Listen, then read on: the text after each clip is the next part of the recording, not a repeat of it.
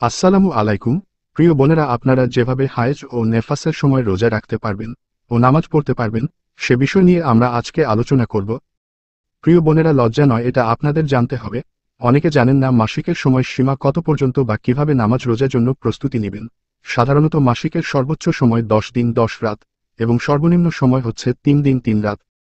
তবে 10 দিনের বেশি যদি রক্তপাত হয় তাহলে সেটাকে রোগের রক্ত বলে গণনা করা হবে। এমনটা অবস্থায় অবশ্যই ডাক্তার দেখানো উচিত। তবে এই 10 দিনের মাঝখানে যদি একদিন বা 2 দিন পর এক ফোঁটা রক্ত বার হয় তবে তাতে ও মাসিকের রক্ত ধরা হবে, কিন্তু রোজা হবে।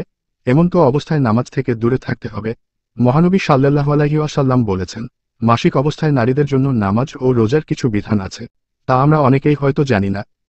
রাসূল সাল্লাল্লাহু সাল্লাম বলেছেন, রোজা রাখার সময় যদি মাসিক হয়ে যায় এমন তো অবস্থায় রোজা ভাঙতে বলেছেন এবং নামাজ থেকে দূরে থাকতে বলেছেন।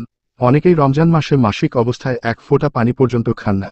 এটা ঠিক না। যেহেতু আপনি রোজা থেকে বিরত, সেহেতু আপনি মানুষের আড়ালে খেতে পারবেন।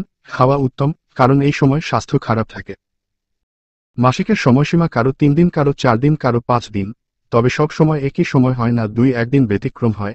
তবে হ্যাঁ, যে ওয়াক্ত থেকে আপনার মাসিক শুরু হবে সেই ওয়াক্ত নামাজ বাদ দিতে হবে এবং মাসিক শেষ হওয়ার পর নামাজের জন্য প্রস্তুতি করে নিজেকে পবিত্র হয়ে আবার ফিরে আসবেন নামাজে।